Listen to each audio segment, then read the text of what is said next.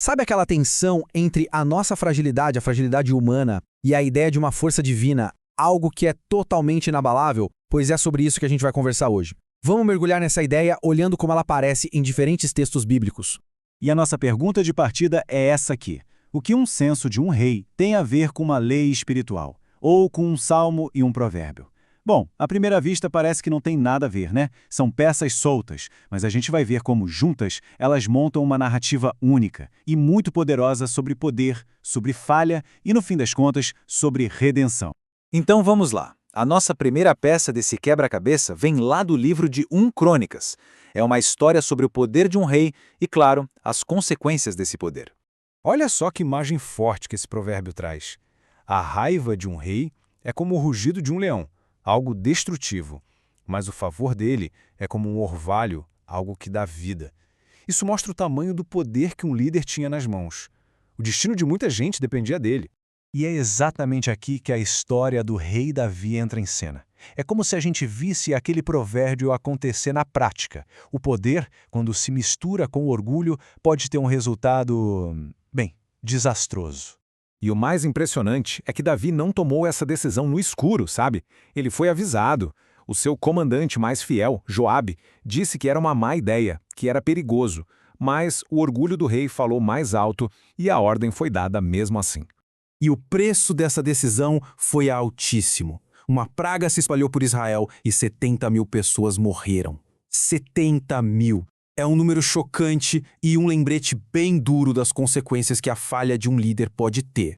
Isso faz a gente pensar. Será que foi só uma decisão ruim e isolada?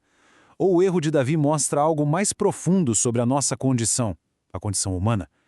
A questão aqui é que a falha dele não foi única. Ela revela uma vulnerabilidade que, de certa forma, todo mundo tem. Para a gente explorar essa ideia um pouco mais, vamos dar um pulo lá para os escritos do apóstolo Paulo, no livro de Romanos. E aqui a coisa muda de figura. O que Paulo faz é redefinir o que significa ser justo de verdade. Para ele, não é sobre seguir uma lista de regras por fora ou pertencer a um povo específico. O que importa mesmo no final é o que está dentro do coração. Essa comparação aqui deixa tudo bem claro. De um lado você tem os sinais de fora, os rituais, as leis, a herança. Do outro, o que acontece por dentro, um coração transformado, a fé, o espírito da lei. Alguém pode até fazer todos os rituais certinho, mas se o coração não estiver alinhado, para Paulo, isso não é justiça de verdade. Então, o ponto central do argumento é esse. E isso torna o problema universal. Não é mais sobre a falha de um rei específico, mas sobre a condição do coração de todo ser humano. Certo. Se a gente já estabeleceu que as ações e os sistemas humanos são falhos, então onde é que se encontra um chão firme, um lugar seguro? Essa pergunta do Salmo 11 é muito forte, né? Pensa num mundo onde tudo parece estar desabando. Governos, leis, a confiança nas coisas. O que sobra para fazer?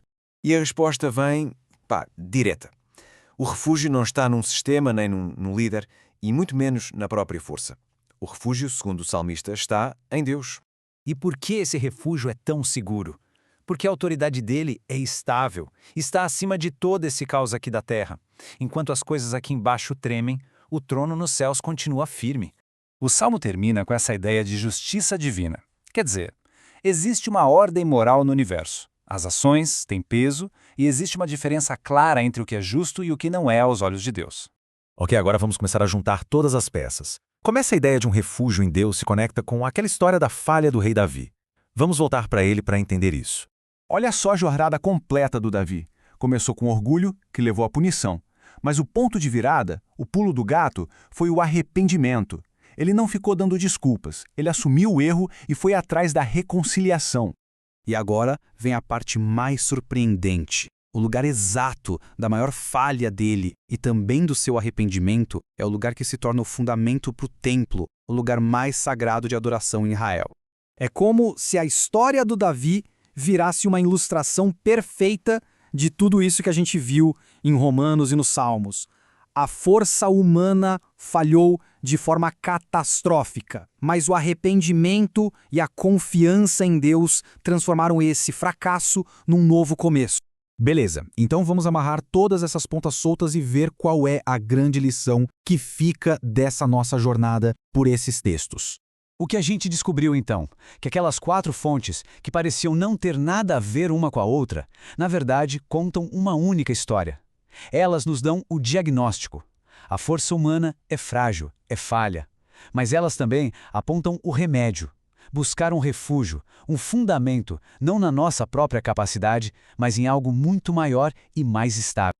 E a gente termina com essa pergunta para reflexão mesmo. Se a base mais segura não é o poder, nem a lei, nem a nossa própria justiça, mas sim a confiança num fundamento divino, o que isso muda na forma como a gente vive, como a gente lidera, como a gente constrói as nossas vidas? A resposta, de alguma forma, ecoa por todos esses textos antigos.